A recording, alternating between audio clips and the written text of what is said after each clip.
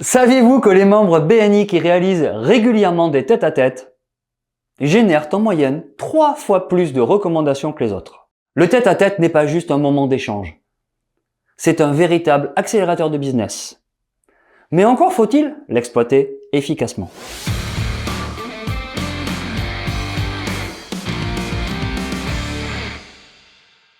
Aujourd'hui, je vais vous partager une méthode simple et efficace pour faire de chaque rencontre une opportunité de relation d'affaires.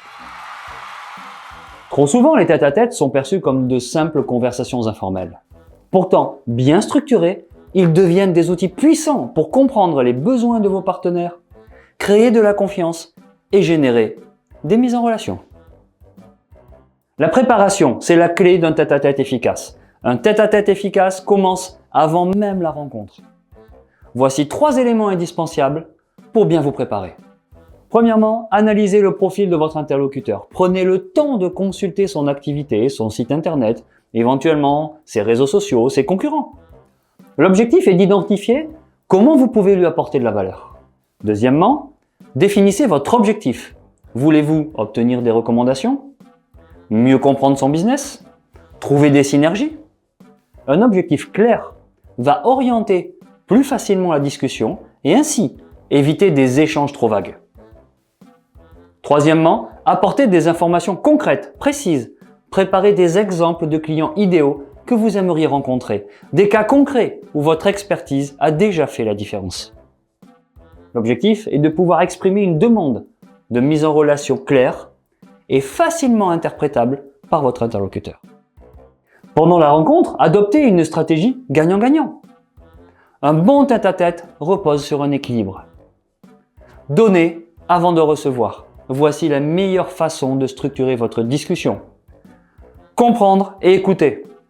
Posez des questions importantes, stratégiques, vous permettant de cerner les besoins réels de votre interlocuteur. Quels sont ses clients finaux?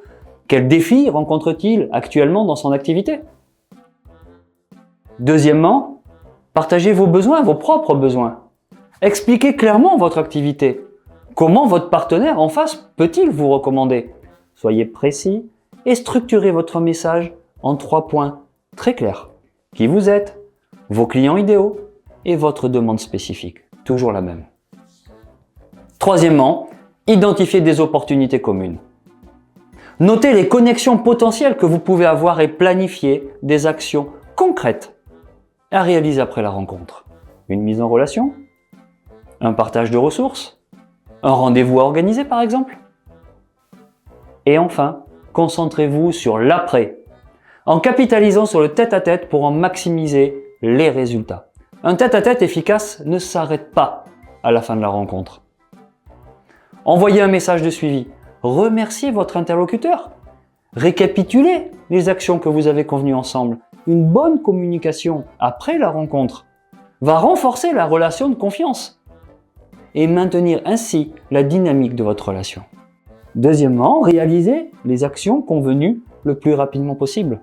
Que ce soit une mise en relation, un envoi de documents, faites-le dans les 48 heures pour montrer votre professionnalisme et votre engagement personnel envers la relation et envers votre interlocuteur. Troisièmement, mesurez l'impact et planifiez un prochain échange. Les meilleurs réseaux sont construits sur des interactions régulières. Planifiez un petit point de suivi dans quelques mois pour renforcer ce lien ténu qui vous lie ensemble. Les tête-à-tête sont un levier puissant pour développer votre business, mais encore faut-il les structurer efficacement. En appliquant ces 3 étapes, préparation stratégique, suivi et échange ensuite, vous allez améliorer significativement vos chances d'obtenir des mises en relation le plus qualifiées possible. Alors le challenge du jour, planifiez un tête-à-tête cette semaine et appliquez cette méthode. Partagez-nous vos résultats en commentaire. Si cette vidéo vous a été utile, pensez à vous abonner, liker, activer la cloche pour ne rien manquer de nos prochains conseils en networking. Et à très bientôt pour une nouvelle Minute BNI.